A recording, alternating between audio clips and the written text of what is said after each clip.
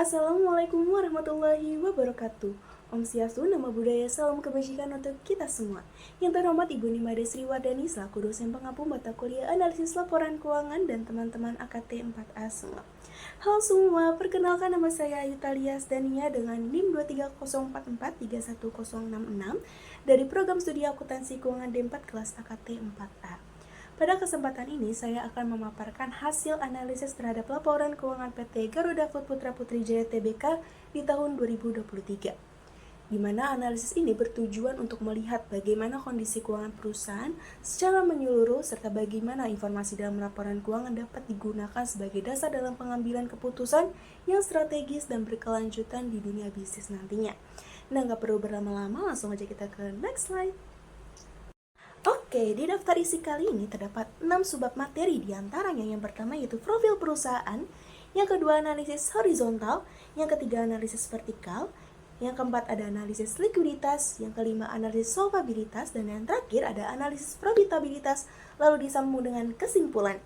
Nah, langsung saja kita masuk ke yang pertama yaitu profil perusahaan. Tak kenal maka tak sayang, maka kita kenalan dulu dengan perusahaannya. Next slide.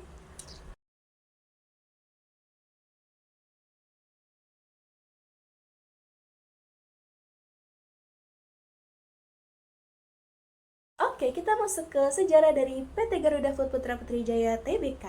Nah, di tahun 1979 didirikan PT Tudung Putra Jaya atau TPJ oleh Dharma Putra di Pati, Jawa Tengah nih teman-teman. Awalnya melanjutkan usaha PT Tudung yang memproduksi tepung tapioka, lalu mulai memasarkan produk kacang dengan merek kacang Garuda. Nah, di tahun 1990 mereka tuh mulai memperkuat merek Garuda tersebut dan fokus bisnis untuk diarahkan ke industri barang konsumsi. Nah, di tahun 1994, PT Garuda Food Putra Putri Jaya Tbk resmi didirikan dan memproduksi aneka produk berbasis kacang bersalut. SNS atau Sinar Niaga Sejahtera dibentuk sebagai distributor utama dari PT Garuda Food Putra Putri Jaya Tbk. Dari tahun 1997 sampai 1998 masuk ke bisnis biskuit dengan mendirikan pabrik di Gresik, lalu mengakuisisi PT Tritogo Manunggal Sejati yang memproduksi minuman produk Oki Jerry Drink. Nah, teman-teman, siapa sih yang nggak tahu produk Oki Jerry Drink? Dulu kayak waktu kecil kayak kita sering banget minum nggak? Siapa yang nggak?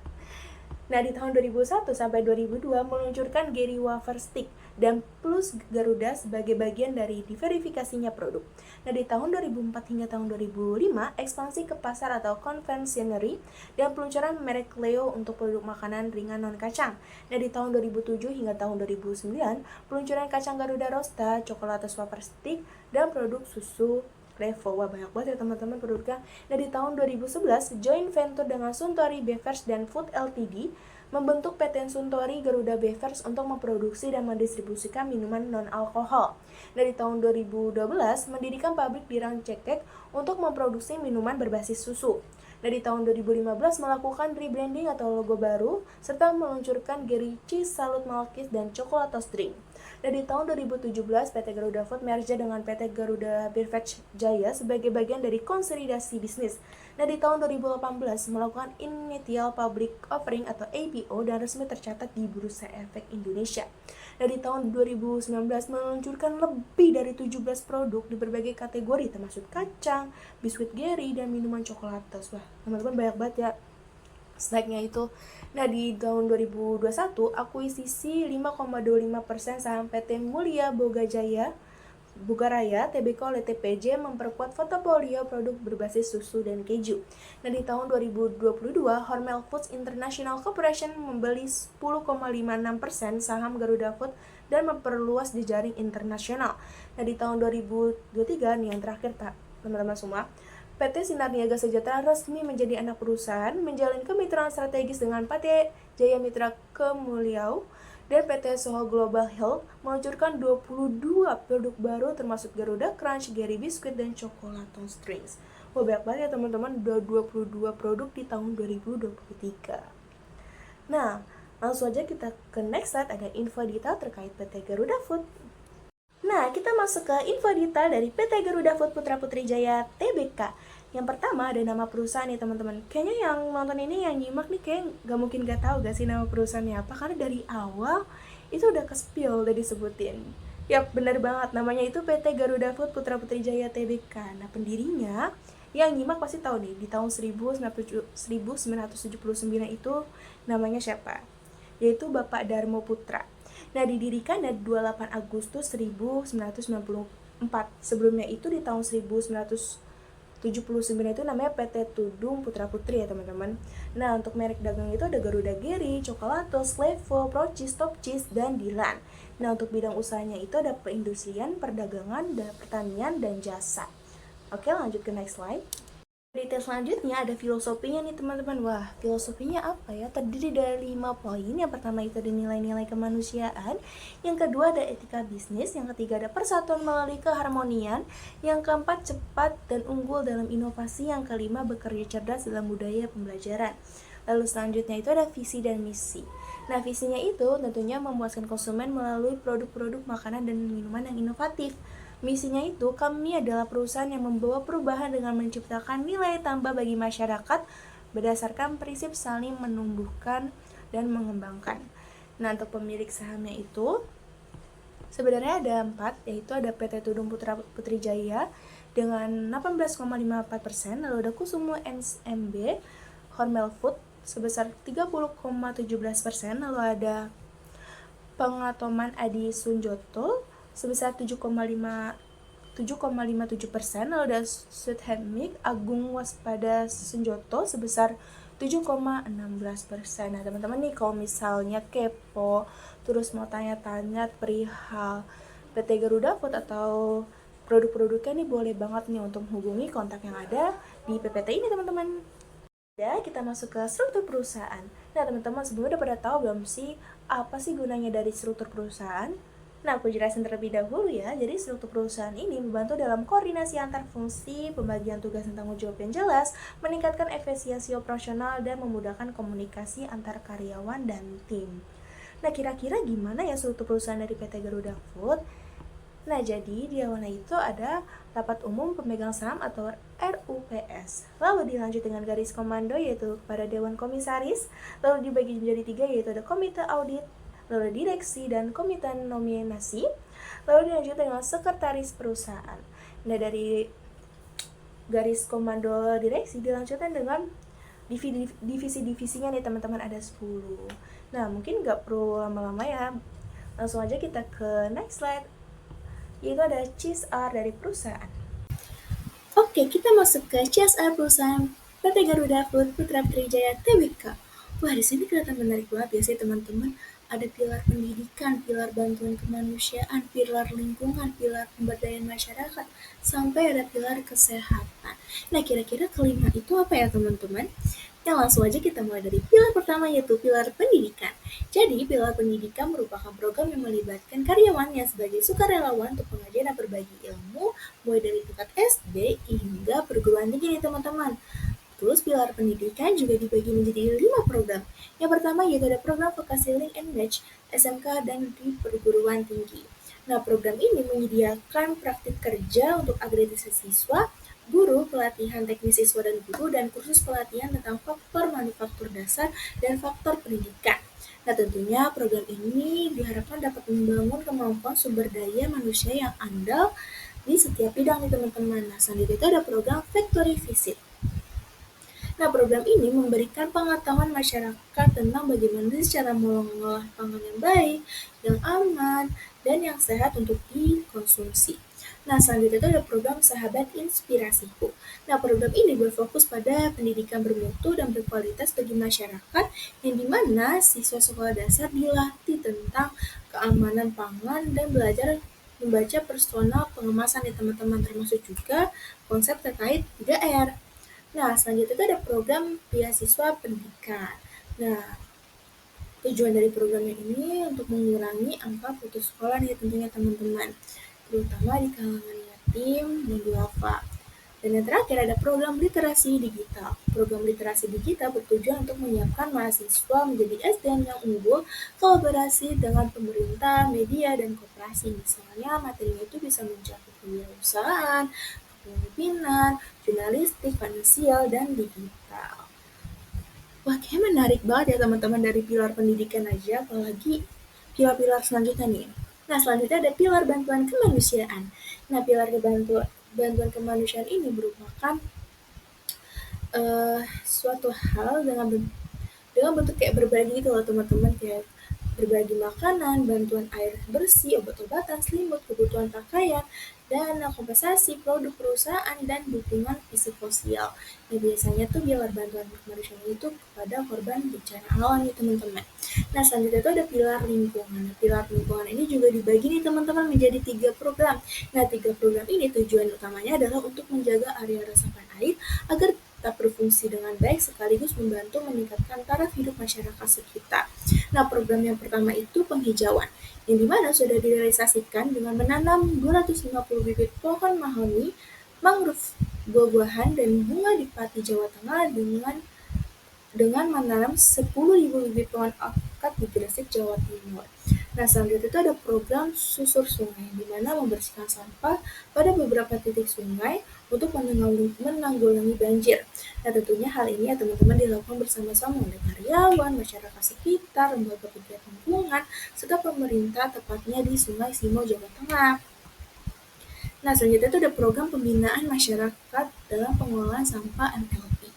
Nah, program ini mengolah sampah untuk dimanfaatkan menjadi kreasi kerajinan tangan seperti kreasi meja, tas, tempat tisu, dan lain sebagainya. Jadi, sampah ini tuh diolah menjadi suatu hal yang mempunyai nilai fungsinya kembali teman-teman. Nah, selanjutnya itu ada program pembinaan masyarakat dalam pengelolaan sampah non-MLP. Tadi MLP, sekarang non-MLP. Nah, mengolah limbah tepung tapioka untuk pangan maggot dalam rangka budidaya manggot. Wah, keren banget ya teman-teman. Ternyata tuh CSR perusahaan ini masih peduli terhadap lingkungan ya teman-teman. Nah, selanjutnya itu ada pilar pemberdayaan masyarakat. Nah, sama juga dibagi menjadi 3 program. Program yang pertama yaitu program Kampung Wirausaha. Nah, program ini mengajak ibu-ibu rumah tangga dari komunitas binaan untuk berjualan produk Garuda Food.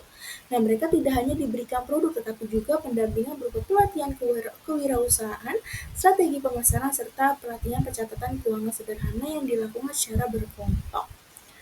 Nah, lalu yang kedua itu ada program Kampung Hidroponik. Nah, program ini bertujuan untuk memperdaya masyarakat, membuka peluang usaha bagi masyarakat, dan mendukung ketahanan pangan nasional melalui produk yang dihasilkan seperti sayur-sayuran, bayam merah, selada, sawit, dan dakota, dan lain sebagainya pokoknya. Nah, yang terakhir itu ada program Kampung Magot. Nah, program Kampung Magot merupakan program pengelolaan lingkungan melalui budidaya magot sehingga dapat memberikan nilai tambah bagi mitra. Nah, itu sama kayak non-MLP ya, teman-teman. Nah, tujuannya itu tentunya untuk menciptakan kemandirian dalam aspek ekonomi, sosial, dan lingkungan. Selanjutnya itu kita masuk ke pilar kesehatan. Nah, sebagai bagian dari CSR di bidang kesehatan untuk mendorong gaya hidup sehat dan kemudian sosial, kegiatan ini dilakukan di kantor pusat Jakarta dan pabrik di Pati, Gresik, serta Sumedang yang sudah terrealisasikan 1,879 kantong darah dan meningkat dari 805 kantong pada 222 yang menyumbangkan kantong darah tersebut. Nah, saat itu persoalan menjalankan program gizi untuk percepatan penurunan stunting sesuai Perpres No. 72 tahun 2021. Nah, program ini bekerjasama dengan Apindo dan Dinkes Gresik difokuskan pada balita di Kabupaten Gresik. Wah, keren banget gak sih teman-teman semua dari CSR perusahaan PT Garuda. Oke, langsung aja kita ke next slide, ada sustainability. Nah, selanjutnya kita masuk ke perlanjutan atau sustainability. Jadi, berdasarkan pencapaian implementasi komitmen keberlanjutan hingga tahun 2023 nih teman-teman, persoalan telah melakukan evaluasi sebagai dasar pembaruan strategi dan rencana aksi untuk periode 2024 hingga tahun 2028 sesuai dengan perkembangan dan tuntutan lingkungan bisnis teman-teman. Nah, pembaruan ini tentunya diharapkan mampu memberikan nilai tambah yang konsisten bagi para pemangku kepentingan, mengurangi dampak lingkungan, berkontribusi pada peningkatan kesejahteraan masyarakat lokal, serta pertumbuhan ekonomi baik di wilayah setempat maupun pada skala nasional. Nah, kira-kira keberlanjutan apa saja sih yang dilakukan untuk periode tahun 2024 dan 2028 nanti? Nah, kita di samping, di sini tuh ada 4 teman-teman, ada fokus aspek lingkungan, fokus aspek sosial, fokus aspek ekonomi, dan fokus aspek tata kelola. Nah, kira-kira fokus aspek lingkungan itu ada apa aja sih untuk strategi ke depannya? Ya, nah yang pertama itu ada penggunaan bahan baku kemasan yang ramah lingkungan dan mendukung ekonomi sirkular, teman-teman. Yang kedua ada penghematan energi dan pemanfaatan energi terbarukan. Yang ketiga ada penurunan entitas emisi gas rumah kaca atau GRK. Lalu yang keempat ada penghematan dan konversi air, dan terakhir ada pengelolaan limbah yang efisien dan aman bagi lingkungan. Lalu di kedua ada fokus aspek sosial yang dimana rencana keberlanjutan di tahun 2024 hingga tahun 2028 itu yang pertama ada integritas kesehatan dan keselamatan kerja atau K3 dalam aktivitas operasional sehari-hari. Yang kedua ada penyediaan lapangan kerja yang inklusif dan menjaga kesejahteraan karyawan. Yang ketiga, program pelatihan dan pengembangan kapasitas karyawan. Yang terakhir ada implementasi program Corporate Social Responsibility atau CSR. Terus ada food sehati melalui 5 pilar yang tadi di CSR ya teman-teman. Nah, selanjutnya ada fokus aspek ekonomi yang dimana tujuannya itu rencananya yaitu mendorong pertumbuhan ekonomi nasional, mengembangkan bisnis dalam produksi dan distribusi makanan. Yang ketiga, menciptakan peluang pekerjaan yang berkontribusi pada ekosistem ekonomi lokal. Yang keempat, pengembangan bisnis di bidang produksi dan distribusi makanan. Yang terakhir ada penciptaan lapangan kerja untuk mendukung ekonomi lokal.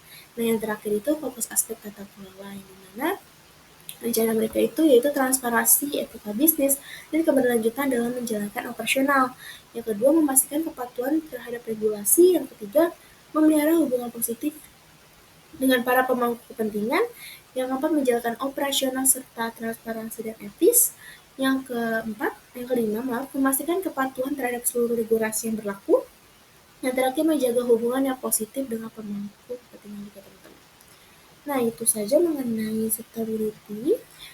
Kita masuk ke next slide.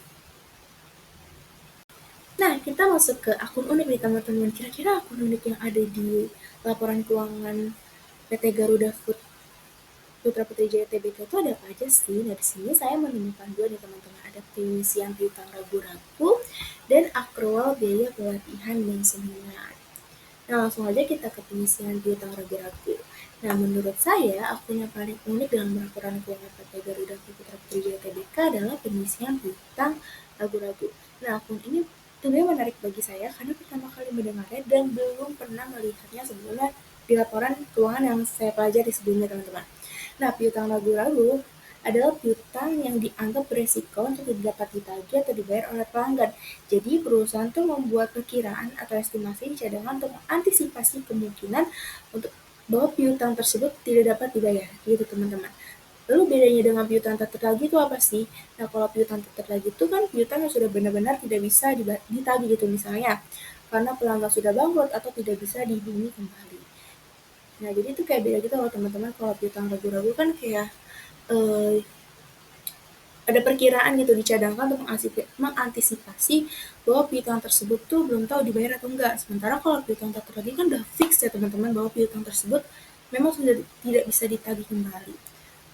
Nah, itu saja mengenai piutang ragu-ragu. Selanjutnya kita ke next slide. Oke, kita masuk ke akun unik selanjutnya yaitu ada akrual biaya pelatihan dan seminar.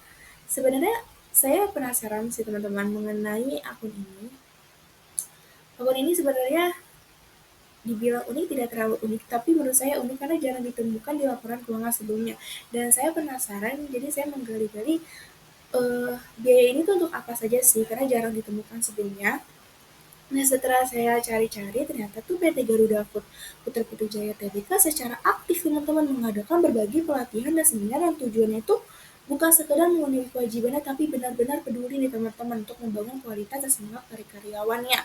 Misalnya, ada program Garuda Food Basic Mentality atau GBM yang diperuntukkan bagi karyawan baru agar mereka tuh bisa lebih memahami gitu nilai-nilai perusahaan sejak awal mereka bergabung. Lalu ada juga Noble Leader Development Program yang dirancang untuk mencetak pimpinan yang bukan hanya andal tapi juga punya integritas dan nilai-nilai yang kuat. Untuk jenjang kepemimpinan, Garuda Food juga punya pelatihan ternyata teman-teman. Pelatihan seperti BMT untuk calon pimpinan level bawah, terus ada BEST untuk supervisor, lalu MDP dan SMDP untuk manajer sampai senior manager. Nah, semua program ini disesuaikan dengan kebutuhannya masing-masing posisi agar mereka tuh dapat berkembang secara optimal. Bahkan, pelatihan juga diberikan kepada level atas seperti Dewan Komisaris dan Sekretaris Perusahaan. Salah satunya lewat program GRC atau Governance Risk and Compliance, supaya tetap update dan selaras dengan aturan serta etika bisnis. Nah, pelatihan ini dilakukan dengan cara fleksibel pada tahun 2022 lalu. Perusahaan mengalokasikan lebih dari 1,3 miliar untuk program ini loh teman-teman ternyata. Nah, semua ini menunjukkan bahwa perusahaan sangat serius membangun manusia di balik produknya. Jadi gak yang kayak semena-mena. Karena mereka percaya nih teman-teman, kalau perusahaan mau maju tentunya ya dimulai dari orang-orangnya dulu gak sih? Nah, segitu saja mengenai profil perusahaan. Lanjut kita ke next slide.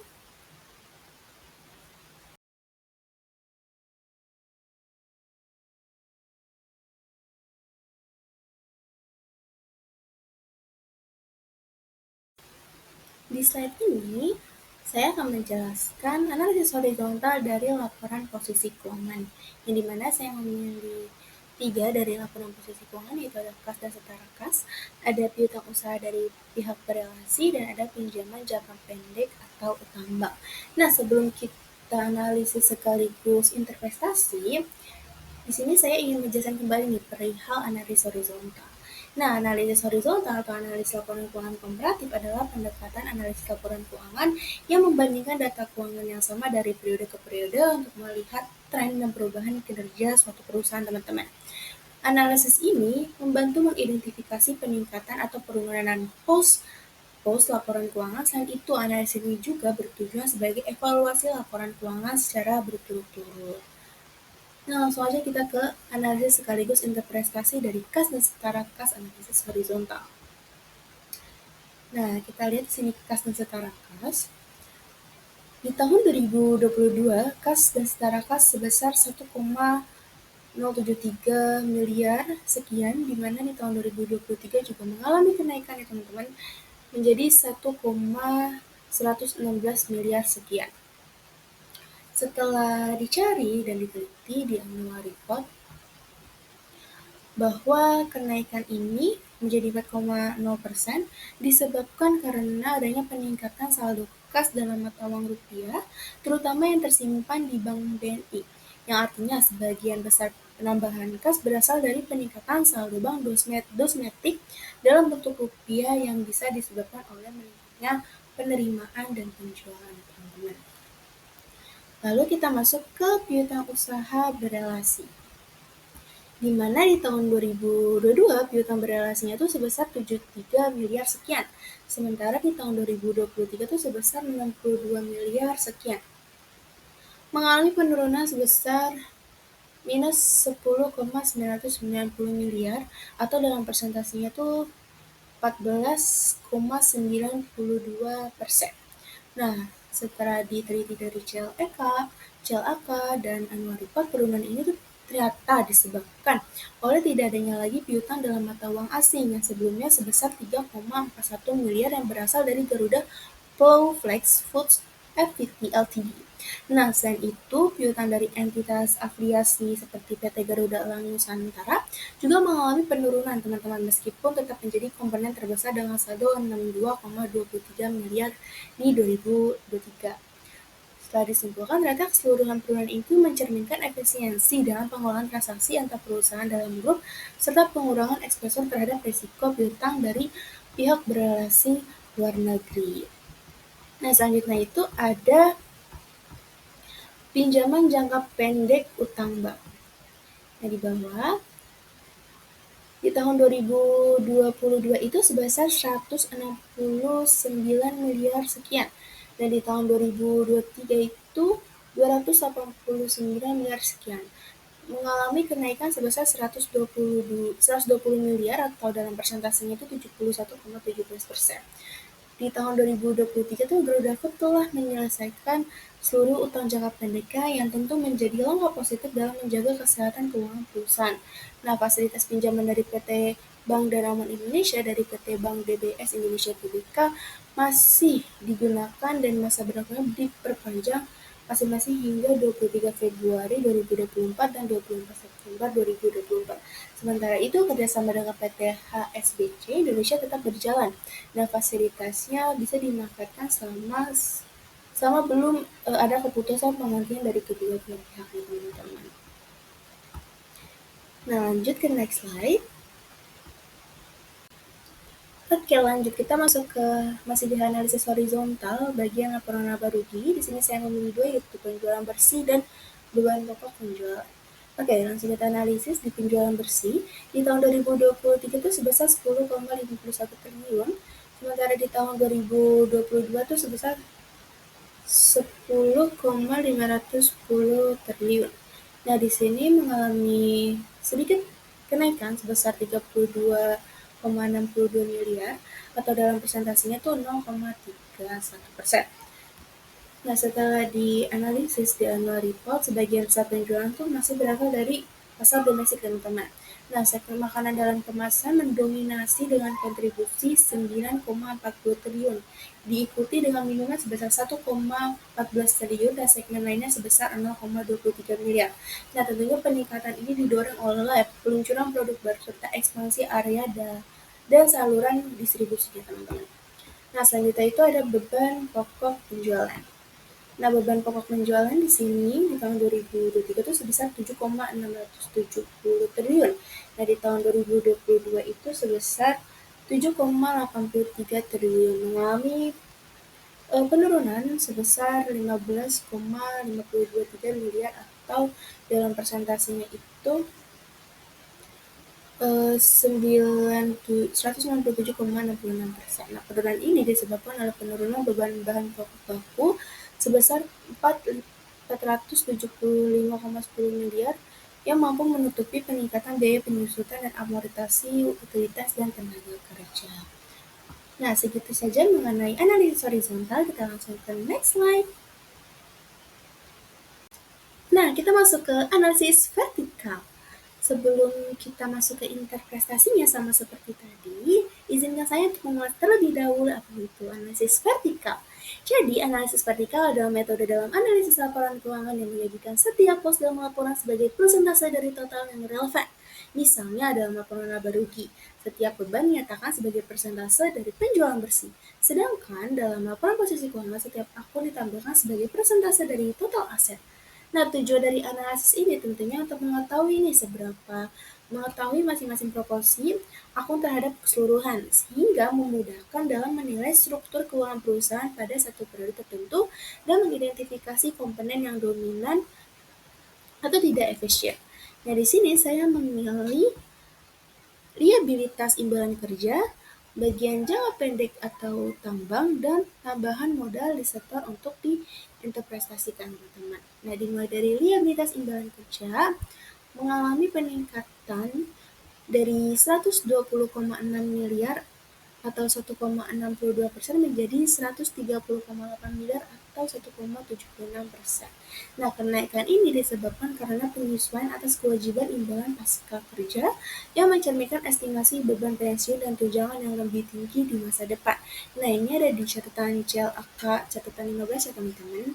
Kalau kalian penasaran, kalian bisa cek di laporan keuangan PT Garuda Food. Nah, selanjutnya itu ada bagian jangka pendek. Di sini saya memilih tambang, yang dimana mengalami peningkatan dari 169,15 miliar atau 2,28% menjadi 289,54 miliar atau 390%. Nah, kenaikan ini disebabkan di tahun 2023 perusahaan telah melunasi seluruh utang jangka pendek fasilitas dari PT Bank Dinamon Indonesia dan PT Bank DBS Indonesia (TBK) diperpanjang hingga 23 Februari 2024 dan 24 September 2024, teman-teman.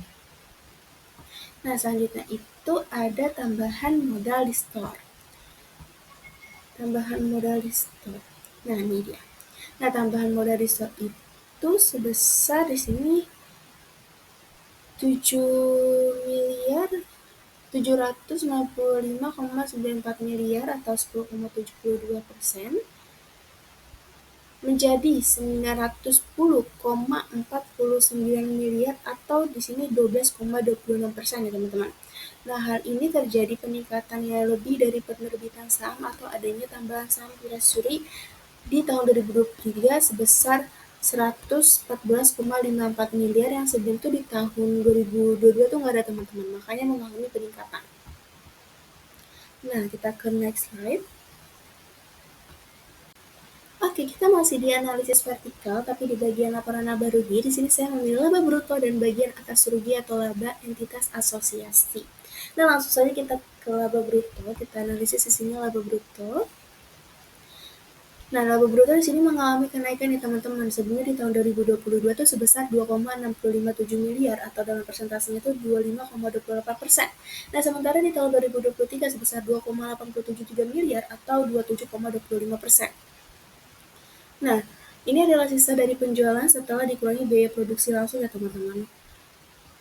Peningkatan rasio ini artinya menggambarkan bahwa Garuda Food berhasil ya teman-teman memperbaiki margin keuntungan awalnya yang kemungkinan karena pengendalian harga bahan baku atau peningkatan harga jual produk. Nah, selanjutnya tadi saya memilih beban umum administrasi bagian atas atau rugi laba bersih entitas asosiasi. Nah, di sini mengalami penurunan ya teman-teman kalau kita lihat dari 7,828 miliar atau 0,07% menjadi 2,050 atau dalam persentasenya tuh 0,02%. Dibandingkan tahun lalu yang positif ya teman-teman 0,07%, kontribusi dari entitas asosiasi justru menjadi negatif di sini. Nah, hal ini mencerminkan kinerja entitas asosiasi seperti Garuda Flex Foods kurang optimal teman-teman atau menghadapi tantangan pasar yang belum membaik sepanjang 2023. Nah, itu saja terkait analisis vertikal dari laporan laba rugi. Kita langsung ke next slide. Nah, kita masuk ke analisis likuiditas. Yang pertama itu ada rasio launcher atau current ratio. Sebelum kita masuk ke interpretasinya, izinkan saya untuk masuk ke teorinya terlebih dahulu nih teman-teman. Jadi, kesehatan keuangan yang baik dapat dilihat dari nilai quick ratio yang ideal, yaitu 1 atau sering ditulis sebagai 1:1. Jika quick ratio berada pada angka tersebut, hal itu dianggap menguntungkan bagi perusahaan karena menunjukkan bahwa aset itu liquid yang dimiliki cukup untuk memiliki kewajiban jangka pendeknya. Sebaliknya, jika nilai quick ratio berada di bawah 1, itu berarti perusahaan itu tidak memiliki likuiditas yang memadai sesuai harapan sehingga dianggap tidak memenuhi kewajibannya dalam membayar utang jangka pendek. Namun, jika nilainya justru melebihi 1, itu menunjukkan bahwa perusahaan memiliki kemampuan untuk memenuhi kewajibannya. Meski begitu, kondisi ini juga mengidentifikasikan bahwa perusahaan tidak mengoptimalkan penggunaan aset yang dimilikinya dengan efisien. Kita masuk ke interpretasinya. Dalam analisis PT Garuda Food Putra Putrijaya Tbk, current ratio mengalami sedikit peningkatan dari 1,74 kali pada tahun 2022 menjadi 1,78 kali pada tahun 2023. Nah, hal ini menunjukkan bahwa kemampuan perusahaan dalam memenuhi jangka pendeknya semakin baik. Dengan rasio ini dapat disimpulkan bahwa setiap angka Rp1 kewajiban lancar dapat ditutupi oleh Rp1,78 aset lancar pada tahun 2023. Hal ini mencerminkan kondisi likuiditas perusahaan yang cukup baik dan menunjukkan bahwa perusahaan memiliki kanan aset yang lebih dari cukup untuk melunasi kewajiban jangka pendeknya. Komponen terbesar dalam aset lancar perusahaan adalah persediaan, yang dimana dengan nominal sebesar 1,267 miliar pada tahun 2023. Secara keseluruhan, meskipun PT Garuda Food Putra Putrijaya Tbk masih memiliki rasio lancar yang menunjukkan likuiditas yang cukup baik, adanya peningkatan liabilitas jangka pendek serta penurunan nilai persediaan menjadi aspek yang perlu diperhatikan dalam pengelolaan keuangan perusahaan agar tetap berada dalam kondisi keuangan yang sehat jangka pendeknya. Lanjut, di sini ada net working capital. Net working capital dan NWC pada tahun 2023 sebesar 1,45 triliun, menunjukkan bahwa current aset yang dimiliki perusahaan masih jauh lebih besar dibanding current liabilities. Nah, hal ini mengidentifikasikan bahwa perusahaan memiliki likuiditas yang baik dan mampu memenuhi kewajiban jangka pendeknya dengan aset yang tersedia. Jika dibandingkan nih teman-teman dengan tahun 2022, terdapat peningkatan NWC yang mencerminkan pertumbuhan karena aset perusahaan yang lebih cepat dibandingkan kenaikan kewajiban lancar. Dengan kondisi ini, PT Garuda Putra Putri Jaya Tbk berada dalam posisi keuangan yang cukup sehat dan memiliki predictabilitas dalam operasionalnya tanpa mengalami tekanan likuiditas yang signifikan. Oke, kita masuk ke cash to current ratio. Di sini ada rasio likuiditas berbasis kas. Yang pertama ada cash to current asset ratio atau rasio kas terhadap aset lancar nih teman-teman. Nah, rasio ini mengukur seberapa besar sih proporsi aset lancar yang bersifat hampir tunai seperti kas di setara kas, sekuritas yang dapat diperjualbelikan terhadap total aset lancar yang dimiliki perusahaan. Jadi semakin besar rasionya, semakin liquid aset lancar tersebut. Artinya perusahaan memiliki lebih banyak kas dan setara kas, sekuritas yang dapat diperjualbelikan dibandingkan dengan aset lancarannya seperti piutang dan persediaan yang tentunya membutuhkan waktu lebih lama untuk dicairkan teman-teman. Nah, langsung kita ke interpretasinya. Berdasarkan perhitungan di atas, rasio kas terhadap aset lancar PT Garuda Putra Putri Jaya Tbk pada tahun 2022 hingga tahun 2023 tetap berada di 34%, yang menandakan kondisi likuid yang cukup stabil. Meskipun tidak terjadi perubahan rasio, terdapat peningkatan jumlah aset lancar yang teman-teman dari 3,194 miliar pada tahun 2022 menjadi 3,325 miliar pada tahun 2023. Nah, kas dan setara kasnya pun juga mengalami kenaikan nih teman-teman dari 1,073 miliar menjadi 1,116 miliar. Nah, hal ini tuh disebabkan karena adanya peningkatan dalam mata uang rupiah khususnya pada Bank BNI dan berdasarkan analisis yang dilakukan, PT Garuda Food Putra Putri Jaya Tbk tidak memiliki investasi dalam marketable sekuritas. Dengan kondisi ini, perusahaan masih memiliki likuiditas yang cukup untuk memenuhi kewajiban jangka pendeknya. Namun penting bagi perusahaan untuk terus mengelola kas secara optimal agar tetap menjaga keseimbangan antara likuiditas dan efisiensi aset, sehingga bisa tetap kompetitif dalam menjalankan operasional bisnisnya. Nah, selanjutnya itu ada cash to current liabilities ratio atau rasio kas terhadap kewajiban lancar. Diketahui dari catatan atas laporan keuangan bahwa besaran kas dan setara kas dan marketable securities atau MS pada tahun 2022 berturut-turut sebesar 1,073 triliun, sedangkan pada tahun 2023 itu sebesar 1,116 triliun. Berdasarkan perhitungan di atas dapat diketahui bahwa rasio kas terhadap kewajiban lancar PT Garuda Putra Putri Jaya Tbk pada tahun 2022 berada di angka 27%, yang masih berada di bawah rata-rata industri sebesar 50%. Menandakan kondisi likuiditas yang kurang optimal ya teman-teman artinya.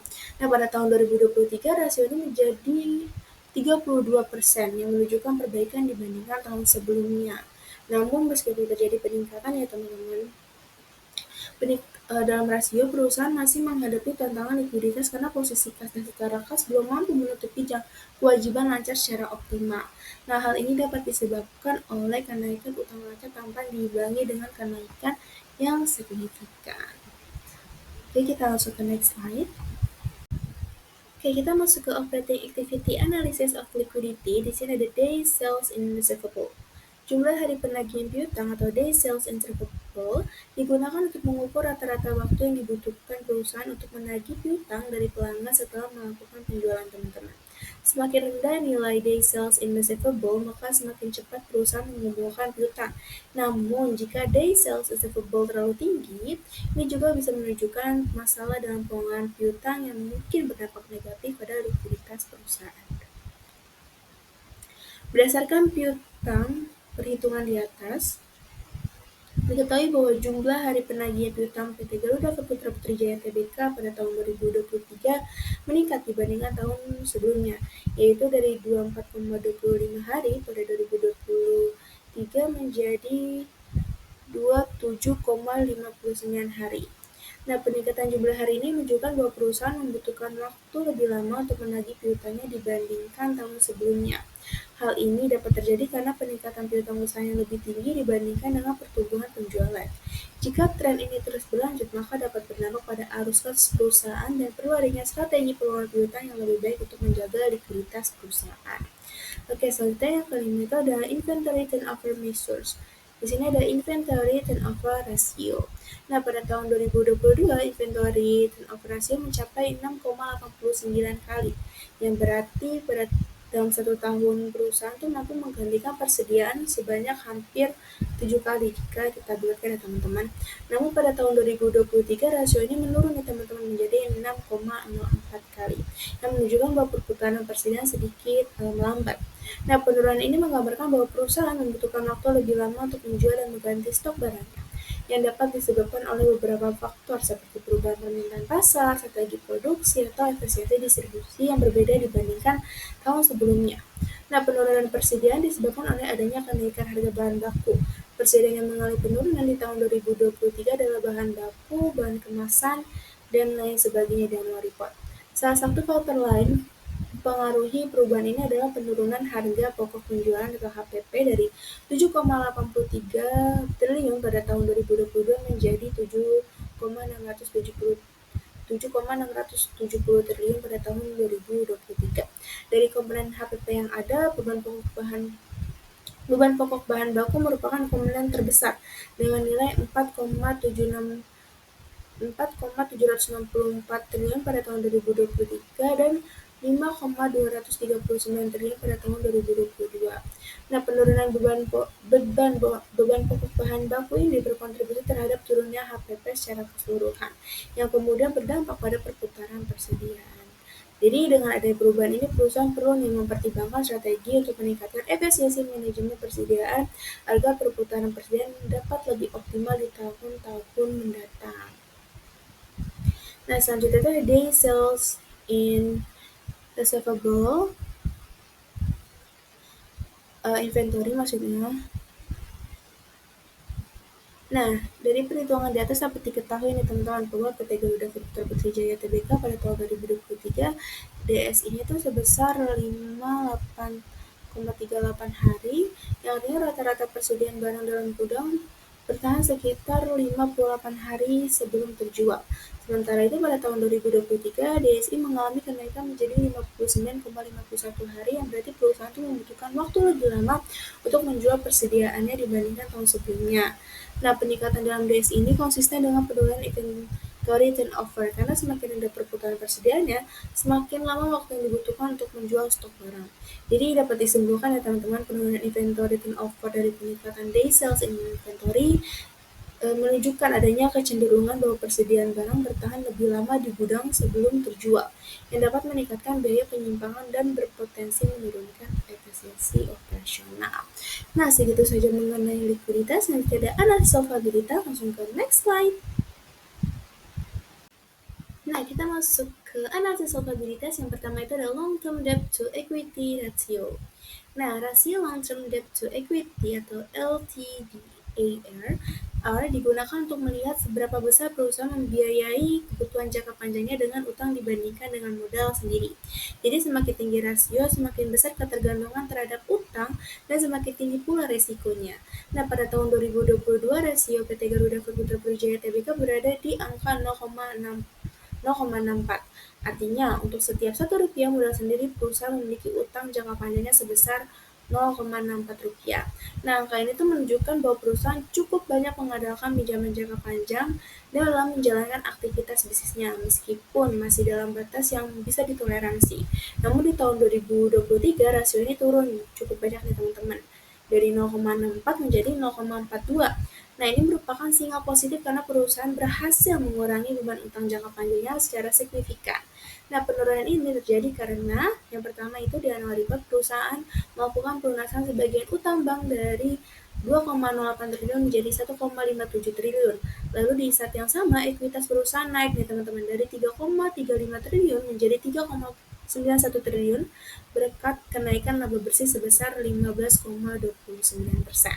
Nah, secara keseluruhan ini tuh menunjukkan bahwa Garuda Food semakin sehat secara finansial. Perusahaan tidak lagi terlalu bergantung pada sumber pendanaan eksternal, melainkan mulai mengandalkan kekuatan dari dalam, hasil usahanya sendiri. Nah, selanjutnya itu ada short term debt to total debt ratio, yang dimana rasio short term to total debt merupakan seberapa besar proporsi utang jangka pendek dibandingkan dengan utang perusahaan. Nah, rasio ini tentunya penting karena menunjukkan beban kewajiban yang harus segera dilunasi dalam waktu dekat ya teman-teman. Semakin tinggi angkanya, semakin besar tekanan likuiditas yang dihadapi perusahaan dalam jangka pendek. Nah, pada tahun 2022, nilai rasio ini berada di angka 0,46 atau dalam persentasenya itu 46% dari total utang perusahaan adalah utang jangka pendek. Nah, ini menunjukkan bahwa hampir setengah dari kewajiban perusahaan harus diselesaikan dalam waktu dekat yang tentunya memerlukan manajemen kas yang cermat. Namun, pada tahun 2023, rasio ini justru meningkat menjadi 0,53. Ini berarti lebih dari separuh utang perusahaan kini berupa utang jangka pendek. Dengan kata lain, tekanan terhadap arus kas menjadi lebih tinggi karena lebih banyak kewajiban yang jatuh tempo dalam waktu dekat. Lalu apa sih yang terjadi ketika rasionya ini naik? Nah, meskipun total utang menurun dari 3,97 triliun di tahun 2022 menjadi 3,51 triliun di 2023, komposisi utangnya mengalami pergeseran. Lalu selanjutnya perusahaan tampaknya lebih memilih pendanaan jangka pendek dibandingkan jangka panjang. Bisa jadi karena efisiensi biaya bunga atau strategi pelunasan cepat. Lalu di sisi lain utang jangka panjang justru turun drastis yang membuat porsi utang jangka pendek jadi terlihat lebih besar secara proporsional. Lalu dampak peningkatan rasio ini perlu diawasi karena artinya perusahaan itu harus lebih siap dengan likuiditas tinggi untuk memenuhi kewajiban jangka pendeknya. Jika tidak dikelola dengan baik, risiko tekanan kas bisa muncul. Namun, jika strategi ini dilakukan dengan pertimbangan yang matang, misalnya karena perusahaan yakin arus kas masuknya kuat, maka ini bisa menjadi strategi efisiensi yang efektif. Jadi kesimpulannya walaupun rasio ini naik, tidak selalu berarti buruk ya teman-teman, selama perusahaan mampu menjaga likuiditas dan terus menghasilkan arus kas yang sehat dan operasional. Oke, langsung kita ke next slide, masih di analisis solvabilitas. Oke, kita masuk ke debt to equity ratio yang ketiga. Nah, debt to equity ratio digunakan untuk melihat seberapa besar ketergantungan perusahaan terhadap utang dibandingkan dengan modal sendiri. Jika angkanya tinggi, berarti perusahaan lebih banyak dibiayai oleh pinjaman daripada hasil usaha atau dana pemegang saham. Ini bisa menandakan risiko keuangan yang lebih tinggi, apalagi jika pendapatan tidak stabil. Oke, kita interpretasikan pada tahun 2022, debt to equity Garuda Food berada di angka 1,19, yang artinya perusahaan sedikit lebih besar daripada modal sendiri. Setiap Rp1 ekuitas ditompang oleh Rp1,19 utang. Tapi di tahun 2023 angkanya turun ya teman-teman menjadi 0,90 yang menunjukkan kondisi keuangan yang lebih sehat dan seimbang. Nah, penurunan ini terjadi di celakanya tahun Waripot itu total utang berkurang dari 3,97 triliun di tahun 2022 menjadi 3,51 triliun di tahun 2023. Nah, ini menunjukkan upaya perusahaan dalam mengurangi beban kewajiban khususnya dari sisi utang jangka panjang. Selanjutnya, dari ekuitas perusahaan meningkat dari 3,35 triliun menjadi 3,91 triliun. Nah, peningkatan ini didorong oleh kenaikan laba bersih sebesar 15,29% yang mencerminkan keberhasilan strategi efisiensi dan pertumbuhan yang dijalankan manajemen. Nah, dengan kondisi ini, Garuda Food kini lebih mengandalkan kekuatan modal sendiri dibandingkan utangnya. Ini adalah sinyal positif ya teman-teman, bahwa perusahaan itu punya fondasi yang makin kuat dan tidak terlalu terbebani oleh cicilan atau bunga yang memberatkan. Bagi investor dan pemangku kepentingan lainnya, penurunan debt ini menjadi indikator bahwa perusahaan dikelola dengan bijak dan punya prospek jangka panjang yang stabil nantinya. Lalu selanjutnya itu ada time interest earned. Nah, secara teori, rasio ini menunjukkan seberapa besar kemampuan perusahaan dalam membayar beban bunga dari hasil operasionalnya. Jadi semakin tinggi angkanya, semakin aman posisi keuangan perusahaan dalam memenuhi kewajiban bunga. Nah, pada tahun 2022 tercatat sebesar 4,30. Ini berarti laba operasional perusahaan cukup untuk menutupi beban bunga sebanyak 4 kali lipat yang sudah tergolong aman dan menunjukkan bahwa bunga bukan beban yang memberatkan. Nah, di tahun 2023 rasio ini meningkat ya teman-teman. meningkatnya tidak terlalu signifikan sebenarnya, dari 4,30 menjadi 4,72. Artinya kemampuan perusahaan untuk membayar bunga mengalami sedikit perbaikan, teman-teman, dibanding tahun sebelumnya. Nah, peningkatan ini terjadi karena laba operasional atau EBIT meningkat dari 674 miliar menjadi 783 miliar berkat efisiensi dan kenaikan pendapatan. Nah, meskipun beban juga naik nih teman-teman, dari 160 miliar ke 156 miliar ke 165 miliar, pertumbuhan laba lebih besar sehingga rasio tetap naik. Nah, secara keseluruhan Garuda Food berada dalam kondisi keuangan yang cukup sehat dan terkendali. Perusahaan memiliki kemampuan yang baik untuk membayar kewajiban bunganya tanpa harus mengorbankan operasional. Nah, ini menunjukkan bahwa manajemen mampu menjaga keseimbangan antara pertumbuhan dan pengelolaan utang dengan cukup baik. Nah, segitu saja mengenai analisis probabilitas. Kita akan next ada analisis probabilitas. Oke, kita masuk ke analisis probabilitas yang terakhir nih teman-teman. Yang pertama itu ada Return on Total Asset atau ROA. Jadi ROA adalah rasio keuangan yang digunakan untuk mengukur seberapa efektif si perusahaan dalam menghasilkan laba dari total aset yang dimilikinya. Jadi semakin tinggi nilai ROA, maka semakin efisien perusahaan dalam memanfaatkan asetnya untuk menghasilkan keuntungan. Nah, berdasarkan data yang tersedia, ROA perusahaan pada tahun 2023 tercatat sebesar 8,15%, yang mengalami peningkatan dibandingkan tahun 2022 sebesar 7,40%. Nah, peningkatan ROA ini menunjukkan bahwa perusahaan lebih efisien dalam mengolah asetnya untuk menghasilkan laba sepanjang tahun 2023 dibandingkan tahun sebelumnya. Nah, penyebab peningkatan ROA ini dapat dilihat dari naiknya laba bersih atau net income dari sekitar 521,7 miliar pada tahun 2022 menjadi sekitar 601,5 miliar pada tahun 2023. Nah, penyebab net income itu sendiri naik karena adanya penjualan yang meningkat nih teman-teman, yang berdampak pada laba bersih sebesar 15,29% atau 601,47 miliar di tahun 2023. Nah, naiknya laba bersih berkontribusi pada peningkatan ekuitas menjadi 3,91 triliun. Selain itu, kenaikan ini juga didukung oleh pertumbuhan aset yang stabil sehingga proporsi laba terhadap aset yang meningkat. Nah, selanjutnya di sini ada ROE atau Return on Common Stockholder Equity. Nah, di sini saya sebenarnya menyesuaikan rumus dengan annual report sekaligus interpretasi penyebab kenaikan dan keturunannya. Nah, ROE adalah imbal hasil yang dicetak perusahaan untuk memegang saham.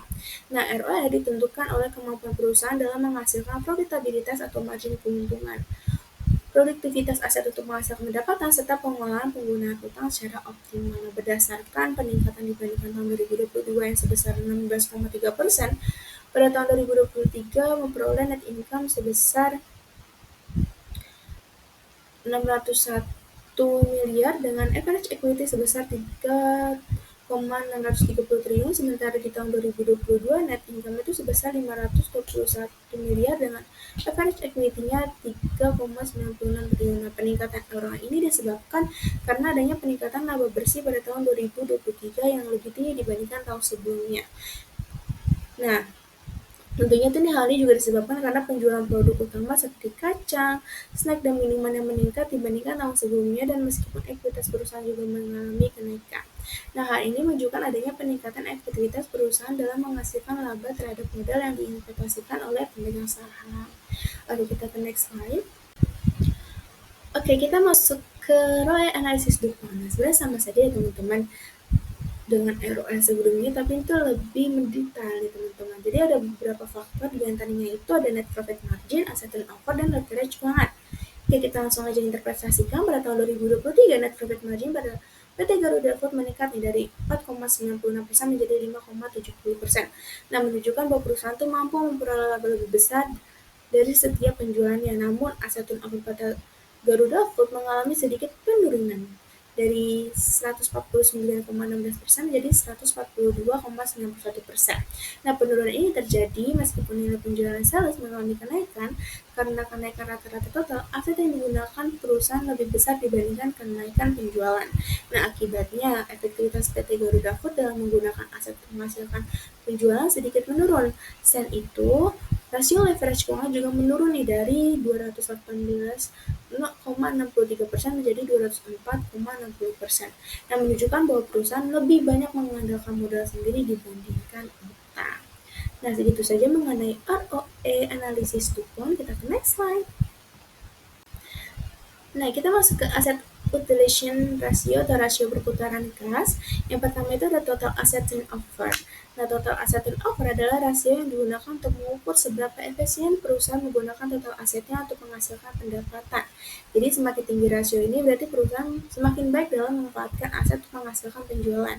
Nah, berdasarkan data total aset turnover, PT Garuda Putra Putri Jaya Tbk mengalami penurunan dari 1,49 kali di tahun 2022 menjadi 1,43 kali di tahun 2023. Nah, hal ini menunjukkan adanya sedikit penurunan efisiensi dalam penggunaan aset perusahaan untuk menghasilkan pendapatan. Nah, salah satu penyebab penurunan ini adalah kenaikan piutang usaha dalam annual report ya teman-teman. Ketika piutang meningkat, berarti banyak penjualan yang belum menjadi kas masuk, sehingga total aset itu bertambah tetapi tidak langsung berkontribusi terhadap peningkatan pendapatan tunainya. Nah, akibatnya rasio total aset turnover menjadi turun karena aset bertambah lebih banyak dibandingkan pertumbuhan pendapatan aktualnya. Nah, selanjutnya itu ada working capital turnover. Nah, working capital turnover sebenarnya udah ada nih teman-teman. Sebenarnya nggak terlalu beda jauh, cuma beda di rumusnya doang ya teman-teman. Nah, jadi rasio itu mengukur seberapa efektif perusahaan menggunakan modal kerja untuk menghasilkan penjualan. Jadi semakin tinggi rasio ini berarti perusahaan itu semakin efisien dalam memanfaatkan aset lancarnya untuk mendukung aktivitas operasional. Nah, berdasarkan data working capital turnover perusahaan meningkat dari 3,62 kali pada tahun 2022 menjadi 4,54 kali pada tahun 2023. Nah, ini berarti di tahun 2023 setiap Rp1 modal kerja yang digunakan menghasilkan Rp4,54 pendapatan. Nah, lebih tinggi dibandingkan 3,62 di tahun sebelumnya. Nah, peningkatan working capital ini tentunya disebabkan karena adanya penurunan rata-rata modal perusahaan. Penurunan modal kerja bisa berasal dari faktor lain seperti pengurangan persediaan atau perubahan pada utang pacarnya. Oke, kita ke next slide. Oke, di sini ada fixed asset turnover. Fixed asset turnover adalah rasio yang mengukur seberapa efektif si perusahaan menggunakan aset tetapnya seperti gedung, mesin, alat produksi untuk menghasilkan pendapatan. Rumusnya adalah net revenue dibagi dengan average fixed asset. Jadi semakin tinggi angka rasio ini berarti itu perusahaan semakin efisien di dalam memakai aset tetap untuk mendapatkan penjualan. Nah, berdasarkan data fixed asset turnover tahun 2023 adalah 3,35, meningkat nih di tahun 2022 yang sebesar 3,30. Tidak terlalu signifikan ya sih teman-teman, cuma beda 5 angka saja sebenarnya. Jadi penyebab kenaikan ini didukung oleh peningkatan penjualan bersih perseroan yang dimana di tahun 2023 tercatat sebesar 10,54 triliun atau dalam persentasenya itu 0,31% dibandingkan tahun 2022 sebesar 10,51 triliun. Nah, penjualan ini sebagian besar berasal dari pasar lokal dengan kontribusi besar dari segmen makanan dalam kemasan sebesar 9,40 triliun.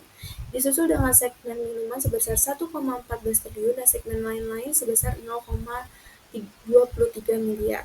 Nah, peningkatan ini sejalan dengan adanya peluncuran produk baru atau new product launching dan ekspansi area serta saluran pendistribusian produk sehingga berdampak positif pada efisiensi penggunaan aset tetap perusahaan. Lalu selanjutnya itu ada other asset turnover. Jadi other asset turnover adalah rasio yang mengukur seberapa efektif perusahaan menggunakan aset lainnya untuk menghasilkan pendapatan. Nah, rumusnya itu net revenue dibagi average other assetnya. Jadi semakin tinggi rasio ini berarti semakin efisien penggunaan aset lainnya dalam menghasilkan penjualan. Nah, di tahun 2023 sebesar 79,89 mengalami penurunan dibandingkan tahun 2022 yang sebesar 91,76. Artinya tuh di tahun 2023 setiap Rp1 aset lain yang dimiliki perusahaan menghasilkan 7,89 pendapatan, lebih rendah dibandingkan 91,76 pendapatan per Rp1 aset lain di tahun 2022. Nah, ini tuh menunjukkan bahwa efektivitas penggunaan aset lain mengalami sedikit penurunan. Nah, penyebab turunnya rasio ini meskipun net revenue perusahaan naik ya teman-teman sebesar 0,31% dari 10,51 triliun di tahun 2022 menjadi 10,54 triliun di tahun 2023, namun revenue other asset justru mengalami peningkatan dari 114,55 menjadi 131,97 miliar. Nah, kenaikan aset lain ini tidak diimbangi dengan pertumbuhan pendapatan yang signifikan sehingga menyebabkan rasio turnover-nya turun. Oke, kita ke next slide. Oke, kita masuk ke selanjutnya ada operating performance ratio, masih di profitabilitas. Di sini ada gross profit margin. Nah, gross profit margin adalah rasio menunjukkan seberapa besar laba kotor yang dihasilkan dari penjualan setelah dikurangi biaya penjualan. Nah, rumusnya adalah gross profit dibagi dengan sales, lalu dikalikan 100%. Semakin tinggi persentasenya, berarti semakin besar laba kotor yang diperoleh dari setiap penjualan. Pada tahun 2023, gross profit margin tercatat sebesar 27,25%, meningkat dibandingkan tahun 2022 sebesar 25,28%. Nah, ini menunjukkan bahwa dari setiap 100 rupiah penjualan, perusahaan itu mampu menghasilkan laba kotor sebesar 27,25 rupiah, lebih tinggi dibandingkan 25,28 dibandingkan tahun sebelumnya, teman-teman. Nah, peningkatan gross profit margin ini terjadi karena adanya kenaikan penjualan neto sebesar 0,31% serta penurunan beban pokok penjualan sebesar 2,34%. Nah, penurunan beban pokok ini terutama disebabkan oleh berkurangnya biaya bahan baku yang mampu mengimbangi atau menutupi peningkatan biaya penyusutan, utilitas, dan tenaga kerja. Nah, hal ini mendorong kenaikan laba bruto di tahun 2023 sebesar 2,87 triliun atau 2,34% dibanding tahun 2024 sebesar 2,657 triliun. Nah, selanjutnya itu ada net profit margin. Net profit margin adalah rasio yang menunjukkan seberapa besar laba bersih yang dihasilkan perusahaan dari setiap rupiah pendapatan bersih atau net revenue. Nah, rumusnya adalah laba bersih dibagi dengan pendapatan bersih lalu dikalikan 100%. Semakin tinggi net profit marginnya, berarti perusahaan itu semakin efisien dalam mengelola biaya dan menghasilkan keuntungan dari pendapatan setelah semua potongan dikurangkan. Nah, pada tahun 2023, net profit margin PT Garuda Food meningkat nih dari 4,96% menjadi 5,70%. Nah, kenaikan ini didorong oleh berbagai faktor internal seperti pengendalian biaya produksi, peningkatan efisiensi operasional, dan inovasi di produk makanan kemasan yang tetap menjadi kontributor utama pendapatan sebesar 9,40 triliun atau 89,19% dari total penjualan. Eksternalnya sendiri ya teman-teman, karena adanya ekspansi jaringan distribusi ke seluruh Indonesia melalui 23 distributor serta pelunasan pasar internasional ke Malaysia, Thailand, Filipina, hingga Hong Kong, itu memperbesar skala bisnis perusahaan dengan mengoperasikan 108 SKU produk di lebih dari 6 negara dan fokus pada pasar ASEAN, China, dan India. Garuda Food berhasil memperkuat pendapatan walaupun pertumbuhan pendapatan tidak terlalu besar. Oke, kita langsung ke next slide. Nah, selanjutnya itu yang C ada operating income margin. Jadi rasio ini itu mengukur seberapa besar laba operasional yang diperoleh perusahaan dari setiap rupiah penjualan. Nah, rasio ini menunjukkan perusahaan dalam mengelola beban operasionalnya terjadi peningkatan operating income margin dari 6,85% di tahun 2022 menjadi 8,46% di tahun 2023. Nah, hal ini menunjukkan bahwa perusahaan menjadi lebih efisien dalam mengelola beban operasionalnya dan mampu menghasilkan laba operasional yang lebih tinggi dari pendapatannya dibanding tahun sebelumnya. Nah, yang terakhir ada cost of goods sold atau COGS adalah total biaya langsung yang dikeluarkan perusahaan untuk menghasilkan barang atau jasa yang dijual ya teman-teman.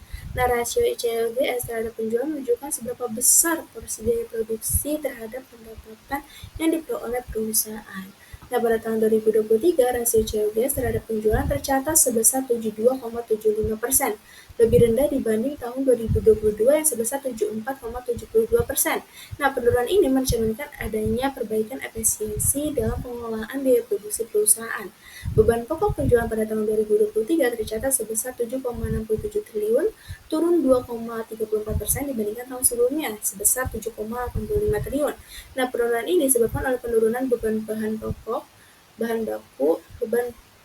baku sebesar 475,10 miliar yang mampu mengimbangi kenaikan biaya seperti biaya penyusutan dan amortisasi utilitas serta tenaga kerja.